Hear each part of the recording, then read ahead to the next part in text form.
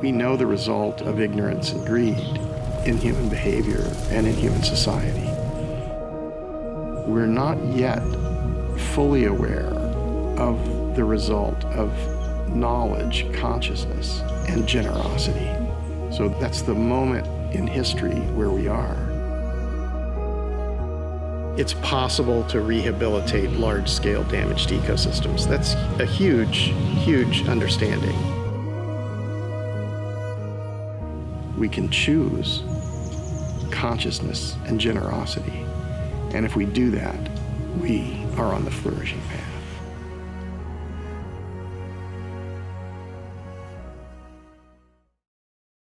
Jason, Bob, and everyone out there in cyberspace, we're working on a new podcast called The Flourishing Path.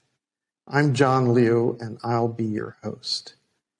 So, Bob, can you introduce yourself and your work as the director of the Earth program here on the land?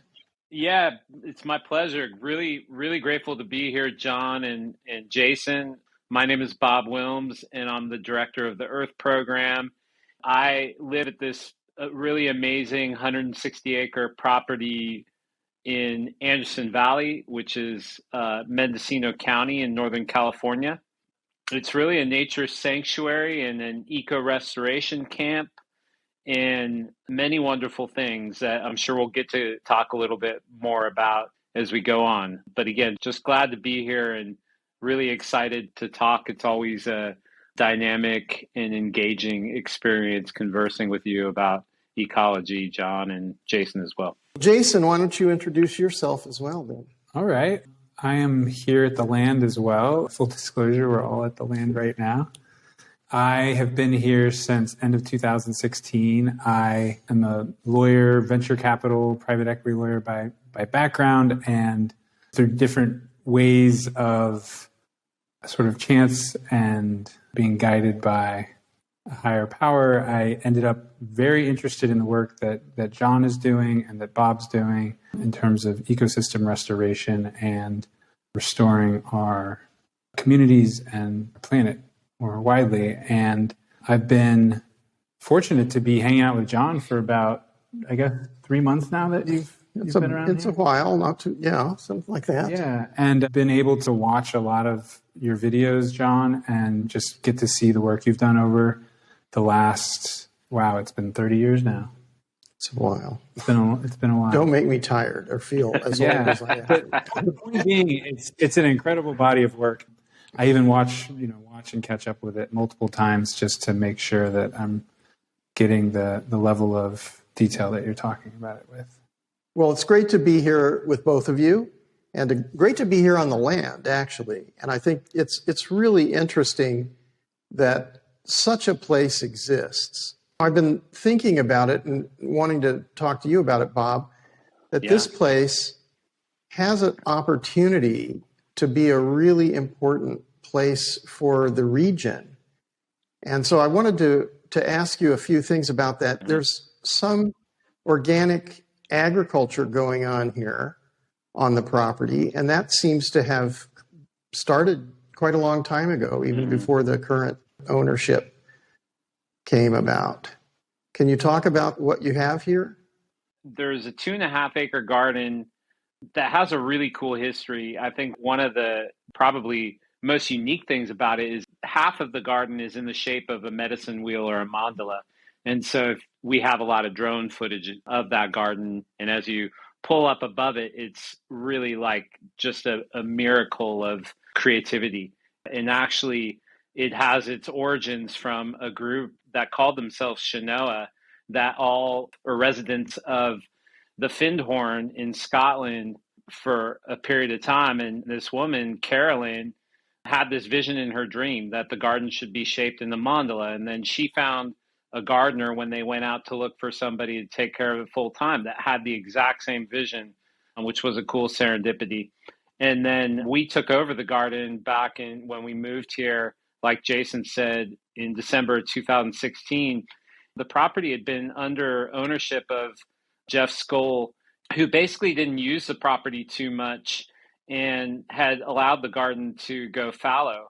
And so really, like, it just looked like, it's hard to describe, but it looked like a garden where weeds had been overgrown and nothing had been really loved and cared for a number of years. And so we put a lot of energy and attention into rebuilding the beds in the garden. And in the last couple of years, we've really taken good care to be sensitive to our impact in the ecology of the region and of the watershed, the Navarro River watershed. And so we put in a drip irrigation system because the garden had been sprinklered for generations. And then we also put in hugel beds this year and did all kinds of different drought resistant things to use less water. So I'd say that the garden is a little bit, because it's right in the middle of a 20-acre meadow that gets a lot of sun. So it's a very hydrated oasis in the middle of that very dry meadow in the middle of the summer, that because we obviously are Mediterranean climate and don't get rain for 5 or 6 months of the year. I'll stop there for a second. And John, is there anything else you'd like to know? Because I can obviously talk forever and ever.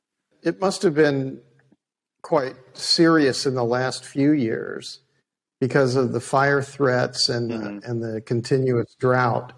There is another thing that I thought was quite interesting. It's the relationship of the animals that you have with the people the community that lives here.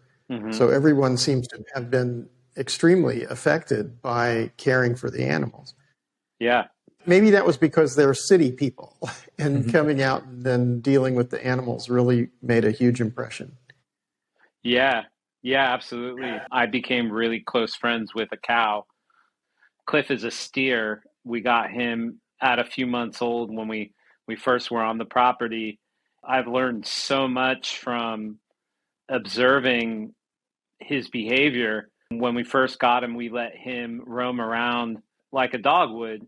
And eventually he got to be a 600 or 700 pound steer with pet dog behavior that would want to play with you and would bull charge you because he's basically a bull.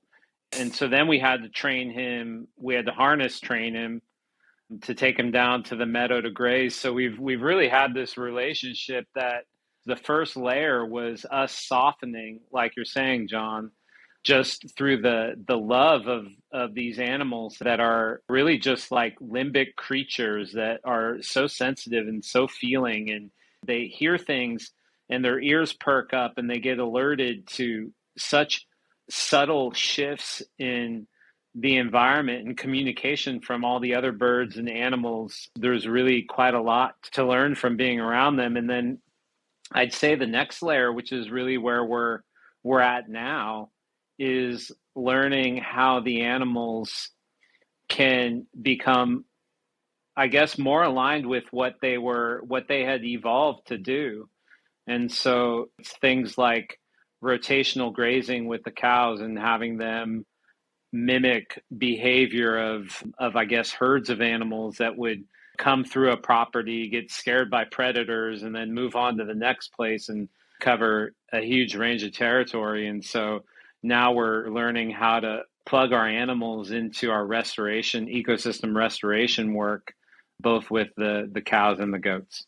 Well, that's wonderful. And there's another thing, Jason, can you tell us a little bit about what was the Love to Table and then is a free food program?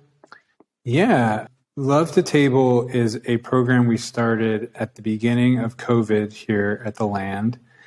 Being city dwellers, moving out to the country a few years before COVID, when COVID happened, it sort of dawned on us that we had the food and the water and the resources that we needed here at the property. We still needed toilet paper. I don't know if you remember when the toilet paper was running out and everyone was rushing to their local store to clean it out. But we were walking around and we realized there were piles of apples all over the ground down in the orchard here. And in that moment, we realized we had a lot of abundance that we could actually share with our community. And so we started picking up those apples and cutting them up as the group of people here and turning them into apple crisp pies, which we then started sharing with our community, because people were losing their jobs, people were sort of panicked and starting to be asked to shelter in place. And so it was a way that we thought we could start sort of bringing some connection and food to our community. And that evolved from just apples to then Karen Roth is the lead of it here at the Land. Her and a number of other people starting to reach out to local farms. It's surprising how much food local farms actually produce beyond what they then take to market. Mm-hmm. And so all that extra food can then be sort of brought to a central place. I know this is an idea you're really excited about. This is very, very dear to my heart. Yeah, so it's sort of like a central kitchen. And then, as a community, we can process that food, turn it into food, and then send it back out to the community, to the people who need help the most. And Facebook has helped where people can chime in, and the whole community here in Philo has gotten involved, where there's a couple of people in town who drive around and drop off food, and it's become something that's engaged the whole community and taking care of the community. Everything from taking the excess food that would have just gone to waste, to then people coming together and volunteering to prepare the food, and then people sending it out again to the people who need it the most. That's fabulous. And I think this is something that could be taught, mm-hmm. because it's basically every community needs this. It's not just this community, it's every community in mm-hmm. the whole world. And it can get worse. Yeah. If you imagine that. I mean, that's hard to believe, but it's true. And it can be done. It's amazing how much abundance we already have that we're sitting on, and we don't even realize it's there. Well, you guys, when you're doing that kind of work, what does it feel like for you? What does it do for you? I mean, I can see you're helping the other people, but what's the feeling for making that happen? I think it's like you lose your sense of self, or at least I lose my sense of self in the act of participating with friends and preparing the food. And it's sometimes difficult to find the right words to describe it, but there's so much joy from interacting with people. When you offer the food as a friend or an equal, that is just it's so liberating. We talk a lot about this concept, which I think is very true. There's mathematics to your body, right? The ecology of the body. And it's like those of us that are in somewhat of a position of privilege, it's like we live in the wealthiest country. I live in one of the most beautiful places on earth, not at war, have money, have resources, have food, all of those things. I consider that to be a very full existence. And if you're just left to your own devices and working on your projects and, that sort of thing, it can be like internally, for me, it can be an internally bloating experience. And so there's something about engaging and offering what I have to others that just frees up so much energy. And then it's you actually discover some kind of brilliance in the act of connecting with people that aren't your next door neighbor, the people that you usually surround yourself with. There's some truth and something that comes out of that's really brilliant, and I think creates those connections that lift up the community. And so I guess that's how I look at it. I think it's amazing when, especially at this time, when we have so much availability to technology that we can kind of separate through technology. And then what Love to Table kind of allows is the community to get back to kind of like hands in the dirt, and there's food here that we're creating. And there's, and then we go in the kitchen and we're cutting the carrots together. Mm-hmm. And then we're cooking it and we're thinking about, what would be nourishing to the community for that day. And then, we're thinking about who in the community, specifically names of people who are and aren't going to be able to make this meal. And so it's this back to like a tribal unification of a community and realizing that we can actually, very real in this world, not in the metaverse, not through our phones, not through email, that not through money, that we actually have everything we need to meet our basic needs and take care of each other. And it's such a beautiful reminder of that I think it takes a lot of fear out of just being alive, knowing that your community can got your back like that. Well, it's purposeful, isn't it? It gives meaning to this life, really. I think that's true too. So, I mean, this is a special community because right here on the property is sort of the headwaters of the Navarro River. Is that right? That's correct. Yeah. And the whole of California has been experiencing decade-long drought and several years of extreme wildfires. Yeah. Understanding how to protect the watershed and restore the watershed to full functionality and holding moisture in the lower hydrological cycle, that's critical for all communities. So this is really something wonderful that this community can do for others to train and to work together. I understand there's going to be a kind of a community effort going on this year to restore the Navarro River from the headwaters to the sea. How's that going to go? Yeah, it starts local, right? So the river, it's funny. I think Jason and I both started our curiosity with the river, swimming in it a lot, or hiking to it. And as we started to learn things and come into contact with your work, John, it opened up a whole another level of understanding the importance, the rivers, like the circulatory system. It's such a critical part to this whole 800 some odd square mile valley. And the fact that the river originates on this property to me, is always just blown my mind. I'm like, how is that even possible that we live on a property that's surrounded by a mile of river and has the headwaters on it? The starting point is the Earth program on the land becoming a nexus for research and development of ecosystem restoration.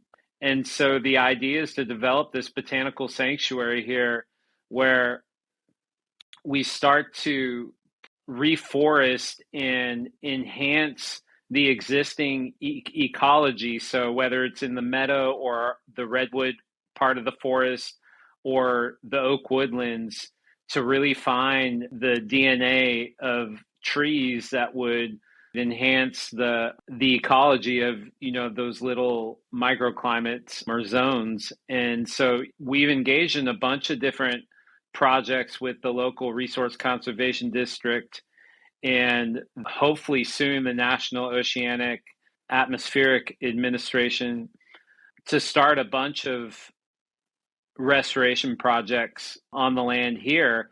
And then the idea is that everything we learn and that we cultivate will share with the community. And so we've developed partners with the Anderson Valley Land Trust, which is one of the largest landowners in the area, and are developing alliances with the Nature Conservancy and Trout Unlimited.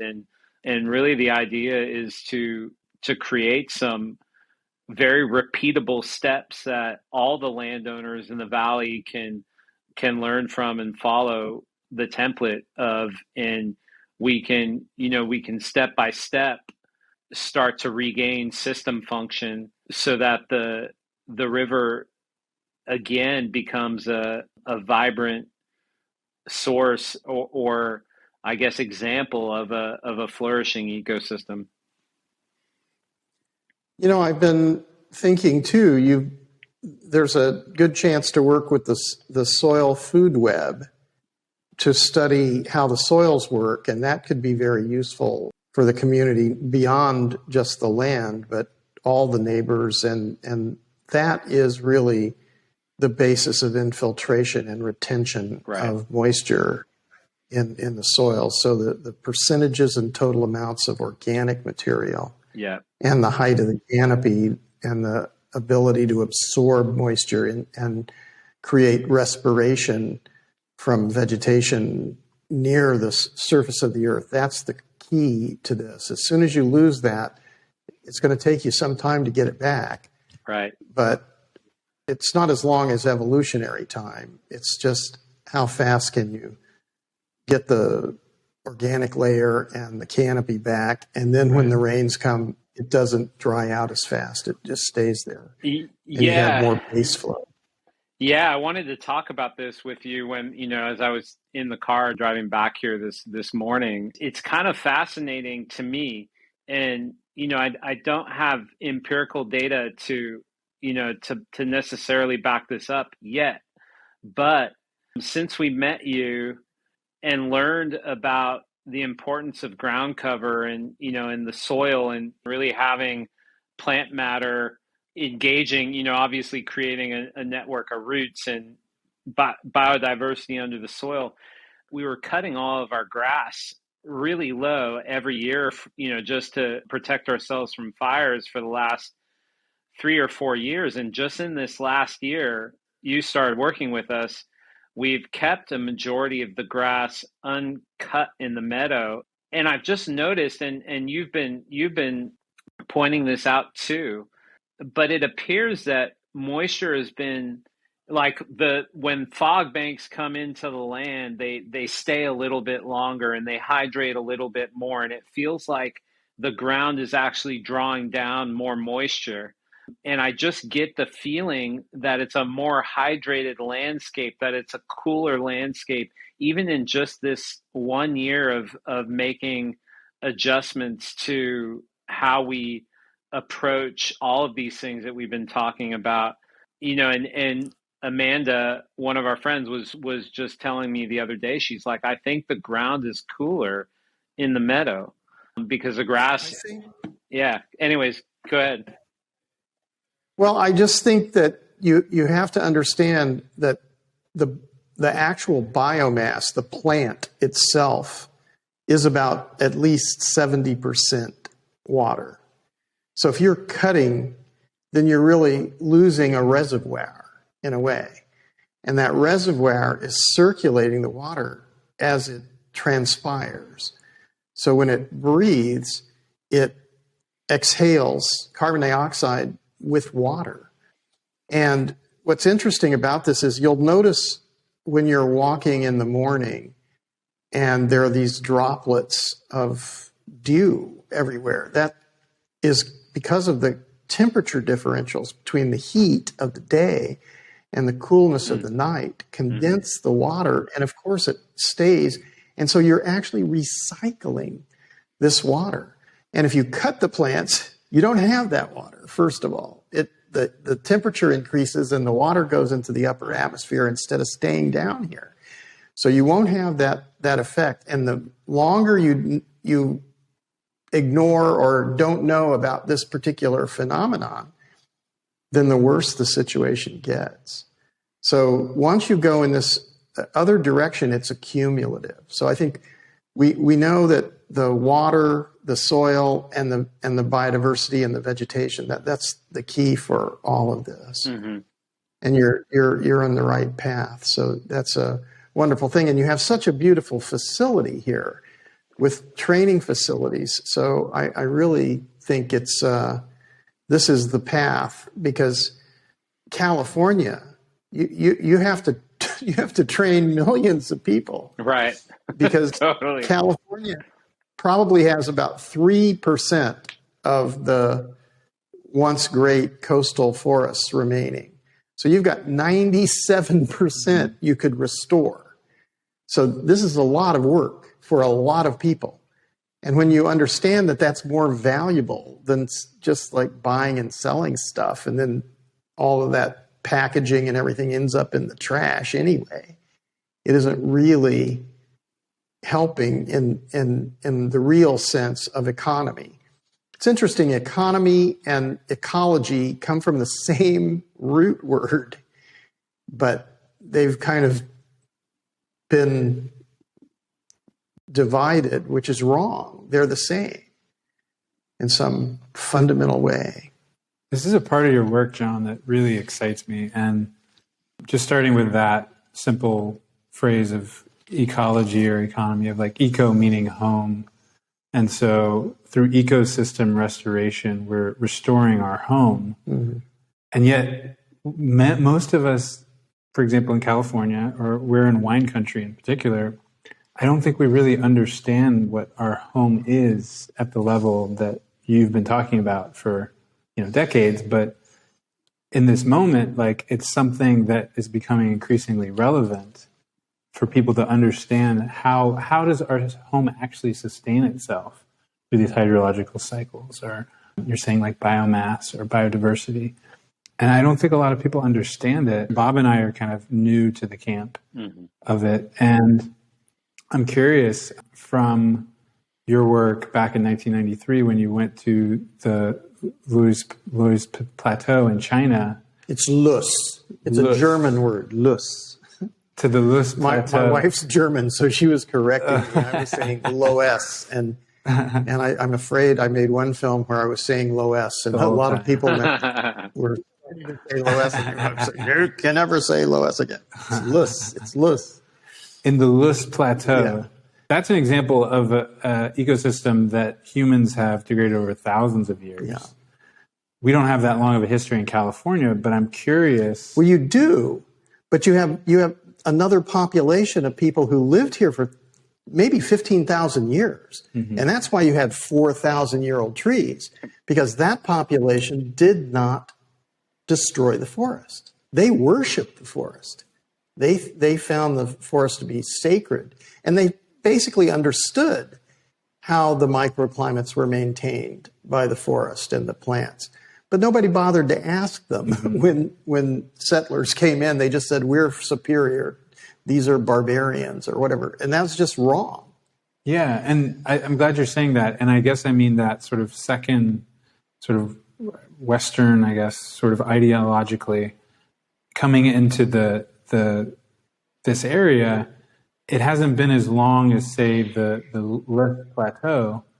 Yeah, the impacts have not been as long. That's true. But yet still, when you came here and as you started looking around, you see the signs of that degradation happening. Well, this is early stage desertification. Many areas in California were wetlands.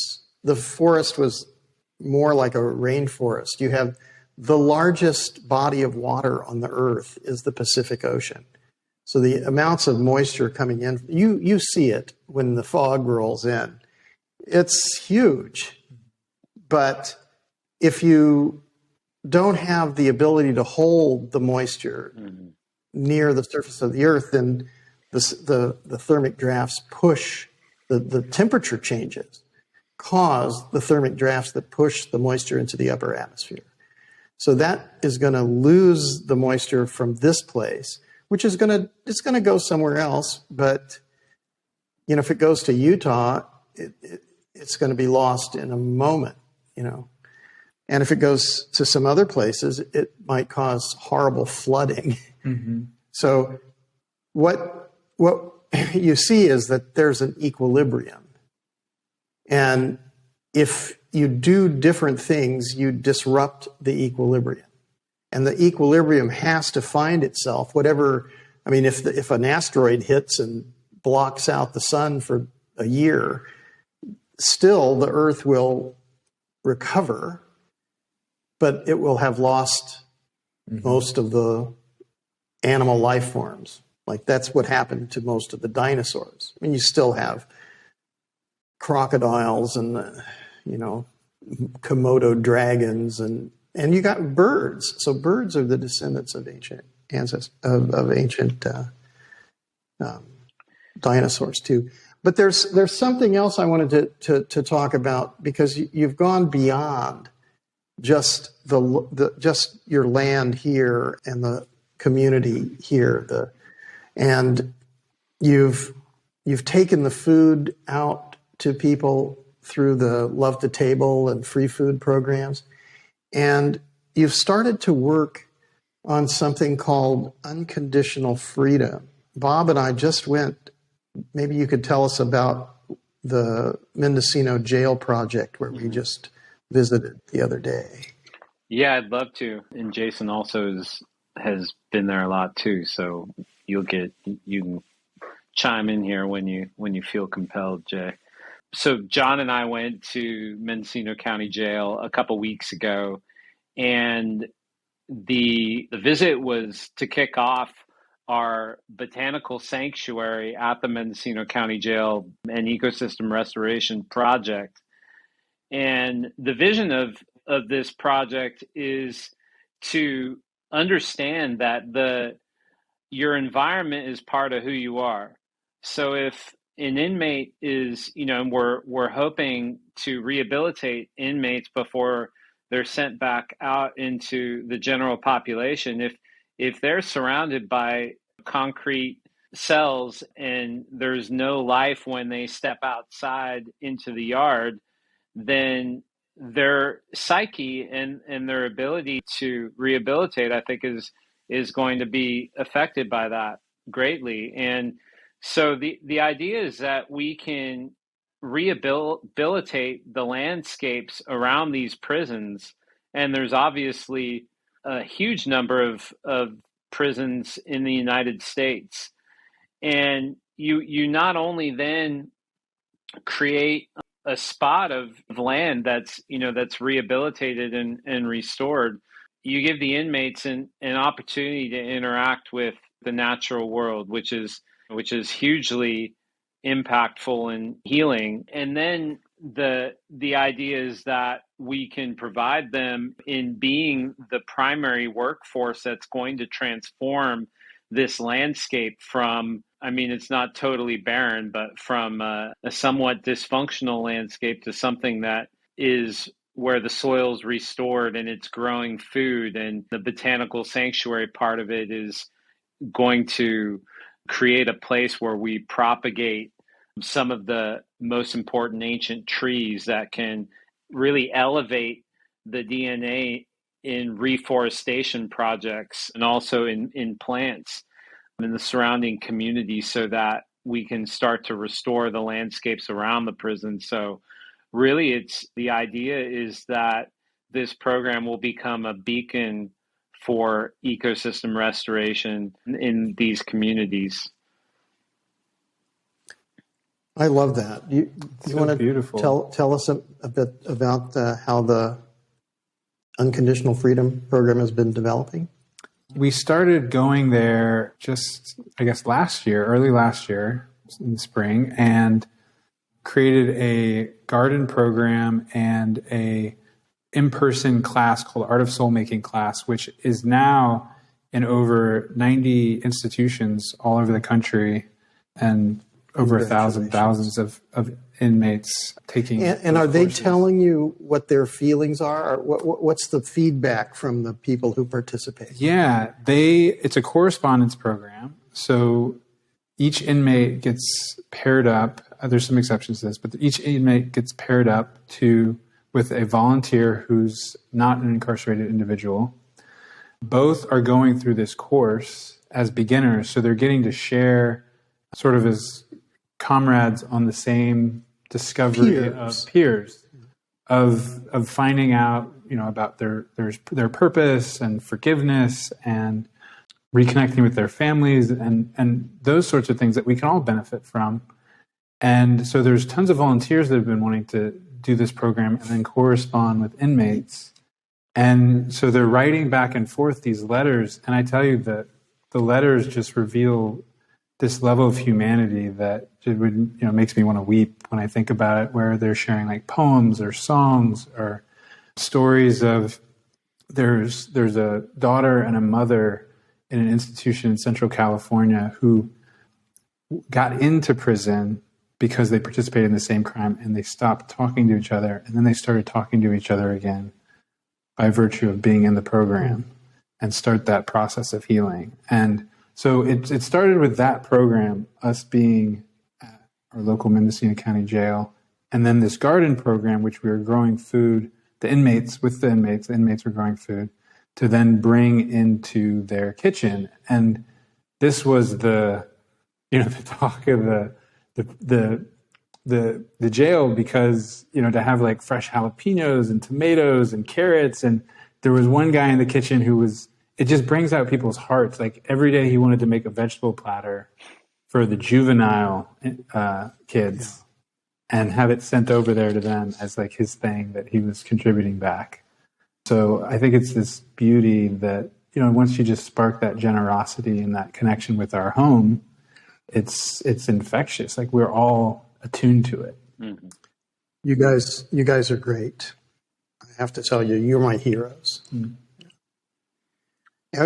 We can bring it all back together too, because I was in walking around in the jail, I was noticing that, okay, we have to rebuild the soils because it's sort of compacted and concrete and gravel and stuff. But we can do that. And then we can have the botanical sanctuary, so we can deal with the legacy genome.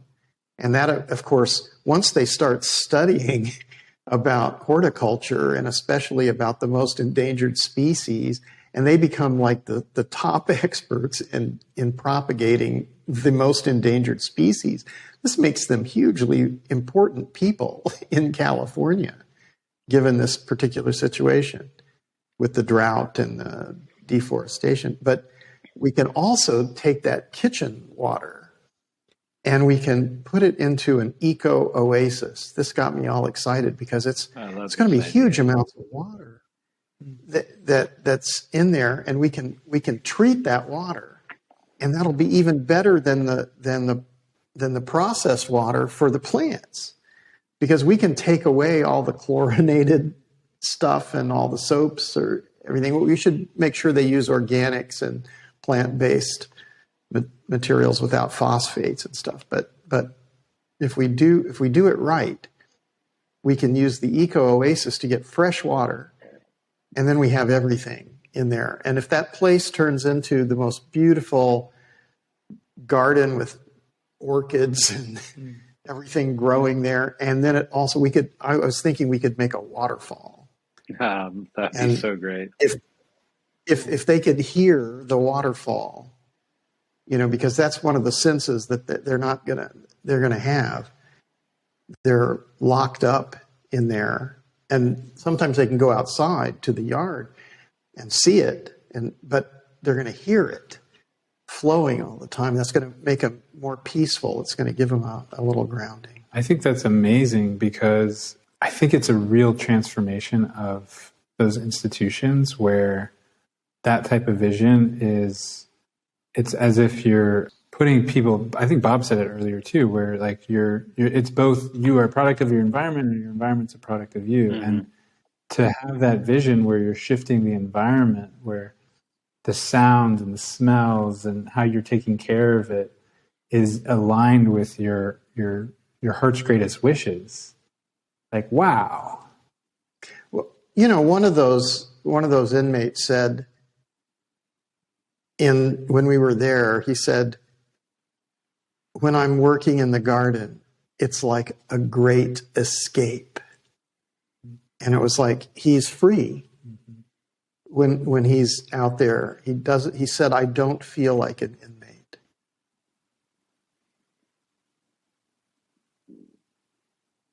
So what a wonderful thing. So you've got all these activities, and you've got such a beautiful place. How many people do you think could train here? How many training courses? Could you have continuous training courses throughout the year?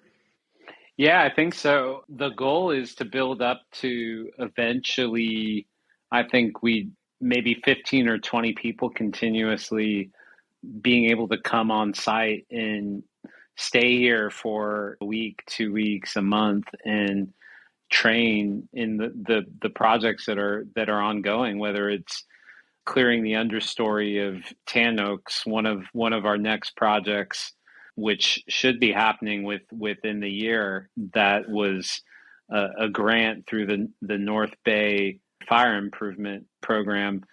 Will take an area that was clear cut of redwoods, part of what you're talking about, John. It's part of the 97% of redwoods that were cut down and The problem is 30 times one of those trees of tan oaks have skinny tan oaks that have just abundantly reproduced in that area, and so the redwoods can't reproduce because there's no sunlight for them, and so we're going to clear some of those tan oak trees out, and then the following year hopefully we'll have the goal is that the botanical sanctuary program will be up and running, and we'll be propagating plenty of, like you said, the legacy genome redwood trees with hopefully our Archangel Ancient Tree Archive partners, and then raising some of those trees here on the land. And so, yeah,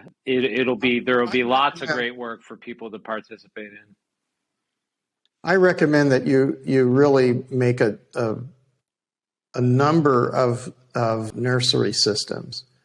You don't have to do it just here. I think you could distribute. I think it's actually safer if you distribute the nursery systems around all over the county.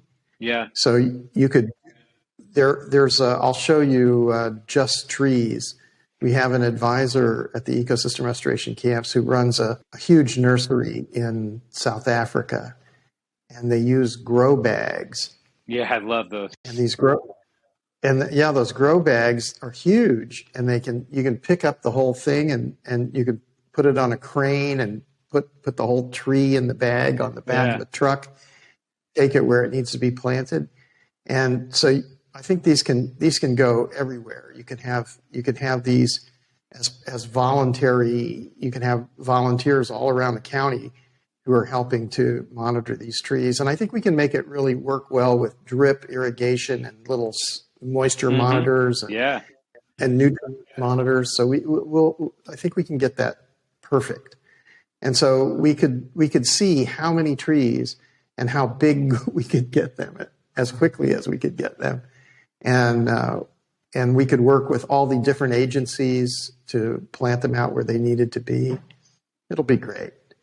So we've just to recap, my goodness, you've got the community coming here and learning about living in the woods, coming from the cities, and learning to live here in the countryside, in the forest and in the meadows. And then you have the love to table free food activities. Then you have the restoration camp activities developing. You have the animals. You have the unconditional freedom. It's huge. And now you're going to be able to give training consistently. Yeah. Well done. Thanks, John. Yeah. Couldn't have done it without you.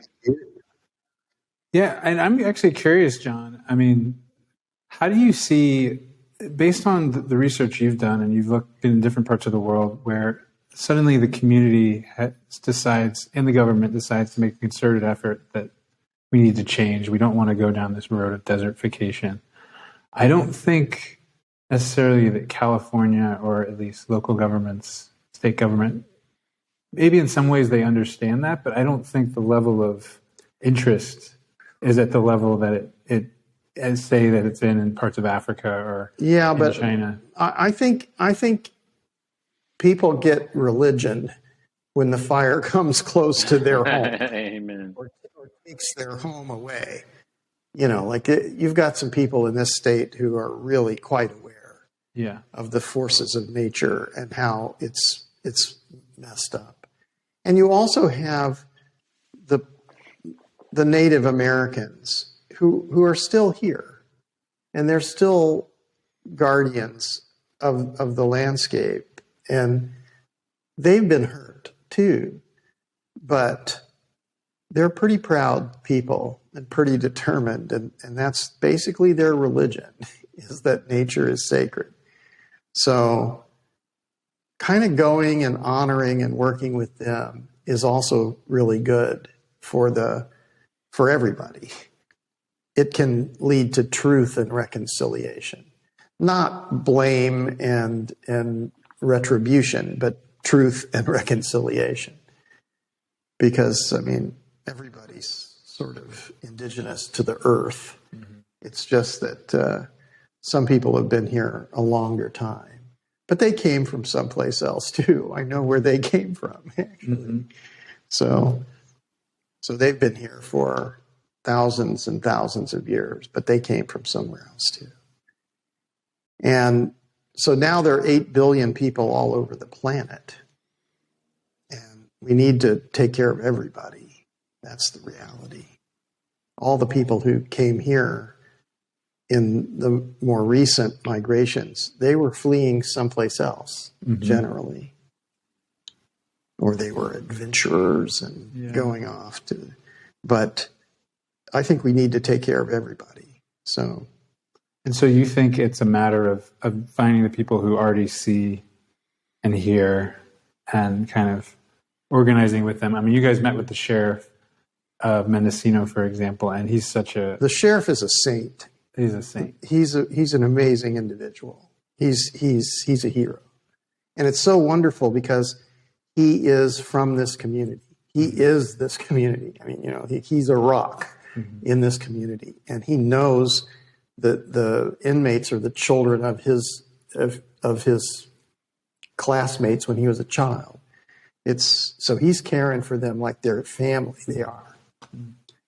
So it's all so lovely.